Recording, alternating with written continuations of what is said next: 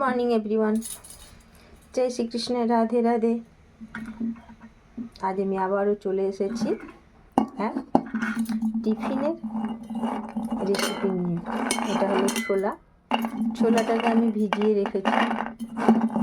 এ তো রুটি পরোটা সবার সাথেই খাওয়া যাবে, সেরকমই একটা আমি রেসিপি বানাবো। সেটা হলো ছোলার ঘুগনি।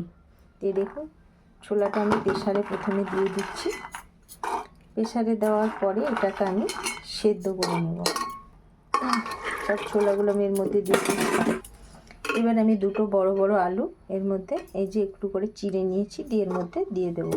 আর আমি এর মধ্যে হাফ চামচ লবণও দিয়ে দিয়েছি। এবার এটাকে সেদ্ধ করে নেব।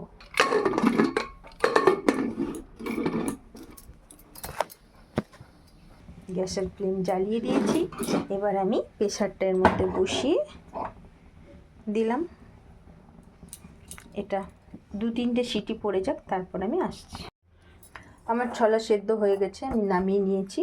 এই দেখুন, আলুগুলো আমি সেদ্ধ করে নিয়েছি, তবে আলুটা খুব একটা সেদ্ধ হয়নি, তাই আমাকে আবার ভালো করে তেলে ভেজে এটাকে একটু সেদ্ধ করে নিতে হবে। তো চলুন, আমি কিভাবে এই ছোলার ঘুগনি তৈরি করছি সেটা দেখাতে চলেছি। এখানে তেলও বসিয়ে দিয়েছি। তেল আমার গরম প্রায় হয়ে এসেছে। আমি এখানে তেলে একটু ফোড়ন দিয়ে দিচ্ছি, একটা শুকনো লঙ্কা, জিরে, একটু আমি পাঁচফোড়নও দিয়েছি এতে, আর একটা তেজপাতা। এই যে আমি আলুগুলোকে ছাড়িয়ে কেটে, আলুর খসা ছাড়িয়ে কেটে নিয়ে এসেছি এবং তেলের মধ্যে দিয়েও দিয়েছি। তবে হ্যাঁ, সত্যি কথা বলতে আমি একটু টমেটো দিতাম। টমেটোটা আমার বাড়িতে নেই, আবার বাজারে গেল, আমি টমেটো আনতে বলতেই ভুলে গেছি। যার ফলে আমার আর টমেটোটা দেওয়া হলো না। অবশ্যই টমেটো দিলে আর একটু স্বাদটা বেশি ভালো লাগতো, না হলেও কোনো ব্যাপার না। যাই হোক, থাকলে অবশ্যই আপনারা টমেটো দেবেন একটু। আমি টমেটো ছাড়াই আজকে দিচ্ছি। আলুটা একটু ভাজা হয়ে যাক, তারপর আমি একটু ছোলাগুলো দিয়ে দেবো এর মধ্যে। আলুটা আমি কিছুটা ভেজে নিয়েছি। এবার আমি এই যে ছোলা সেদ্ধটা এর মধ্যে দিয়ে আর একটু ভালো করে ভেজে নেব। এখানে আমার আদা, রসুন আর পেঁয়াজের পেস্ট আছে। আজকে আমি বাটা মশলা দিয়ে এটা করব। এখানে জিরে দেওয়া আছে, আর আমি হাফ চামচ দিয়ে দেবো। তবে একটু আমি গুঁড়ো গরম মশলা দেবো, নাহলে আবার একটু মশলাটা কম হয়ে যাবে। তো এটা দিয়ে আমি কষে নিয়েছি। এখানে আমি 1 চামচ মতো হলুদ দিয়ে দিলাম। হাফ চামচ জিরে গুঁড়ো দেবো, কারণ আমার মশলার মধ্যে জিরে বাটা ছিল। আর এই হাফ চামচ ধনে গুঁড়ো। হাফ চামচ বলতে আমার ছোটো চামচ, টিস্পুন যেগুলো, সেই চামচে আমি দিচ্ছি এগুলো। আর একটু লবণ দিয়ে দেবো, কারণ আমার সেদ্ধর সময় লবণ দেওয়া ছিল, তাই একটু কম করেই লবণটা দিলাম। গোলমরিচের গুঁড়ো।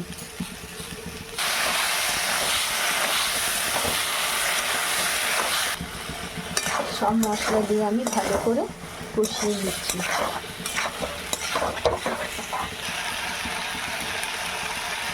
একটু লঙ্কার গুঁড়ো দিয়ে দিলাম।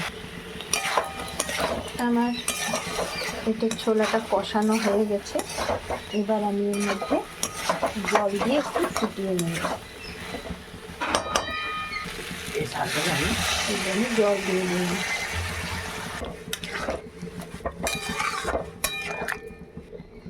এবার আমি এই যে সানরাইজ শাহি গরম মশলা এর মধ্যে দিয়ে দেবো।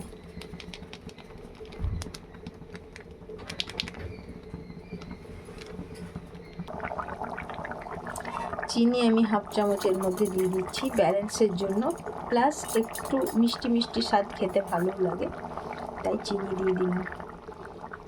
এই দেখুন, আমার ছোলার ঘুগনি তৈরি হয়ে গেছে। এবার আমি উপর থেকে একটু ধনেপাতা ছড়িয়ে নামিয়ে দেব। গ্যাসের ফ্লেম আমি অফ করে দিই। এবার একটু ধনেপাতাটা অপশনাল, ধনেপাতা দিলে দিতে পারেন, যার স্বাদ ভালো লাগে ধনেপাতা সে দেবেন, যার ভালো লাগবে না সে দেবেন না। আমাদের সবার ধনেপাতাটা খেতে ভালো লাগে, তাই আমি একটু ধনেপাতার উপর থেকে দিয়ে দিলাম। এবার আমি এটা নামিয়ে নেব। আমি নামিয়ে নিয়েছি আমার ছোলার ঘুগনি। এবার আমি এটা রুটি বা পরোটার সাথে সার্ভ করে দেব। আপনারা রুটি, পরোটা, লুচি যার সাথেই খাবেন, খেতে খুব ভালো লাগবে।